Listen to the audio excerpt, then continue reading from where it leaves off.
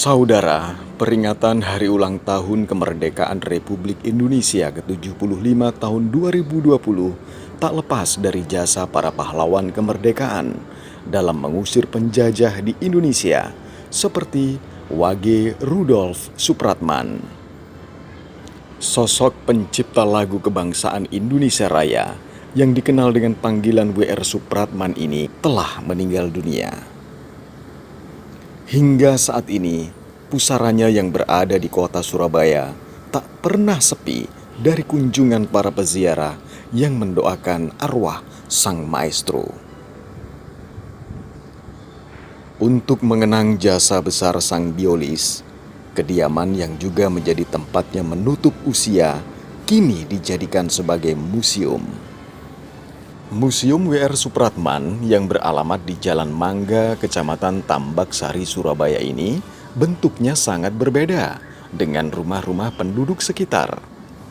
Museum rumah W.R. Supratman tersebut didesain dengan tembok dan atapnya terbuat dari kayu. Sedangkan di halaman museum terpajang patung W.R. Supratman tengah memainkan biolanya. Di bagian dalam museum terdapat replika foto W.R. Supratman dengan keluarganya, dan di kamar tempat W.R. Supratman meninggal dunia terpampang foto dan replika biola. Menurut catatan sejarah, W.R. Supratman adalah pencipta lagu kebangsaan Indonesia Raya. Ia lahir pada tanggal 9 Maret tahun 1903.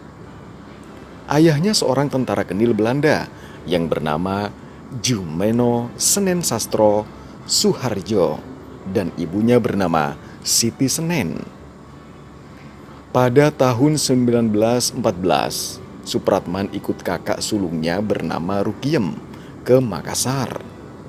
Di Makassar itulah W.R. Supratman disekolahkan dan dibiayai oleh suami Rukiem yang bernama Willem van Eldik, seorang yang berkebangsaan Belanda.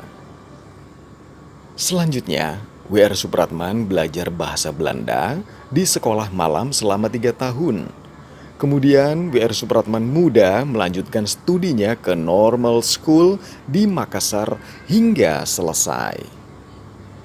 W.R. Supratman juga pernah bergulat sebagai wartawan di harian Kaum Muda dan Kaum Kita. Profesi yang ia geluti di Bandung itu tetap terbawa meski sang biolis pindah ke Jakarta.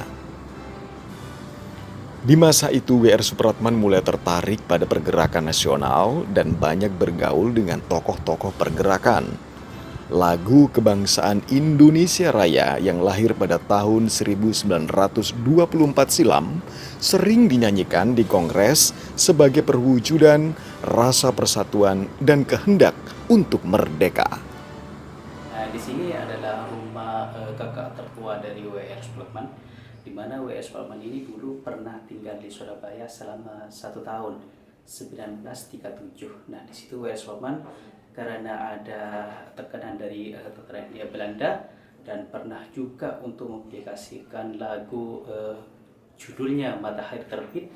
Nah, di situ W.R. Supratman ditangkaplah sama tentara Hindia Belanda, lalu dijebloskan ke penjara Kalisosok selama 7 hari. Karena kondisinya semakin memburuk, akhirnya W.R. Supratman dibawa pulang ke rumah ini, di kamar ini. Tak lama kemudian, setelah 4 hari dari penjara tersebut, akhirnya W.R. Supratman menghembuskan nafas.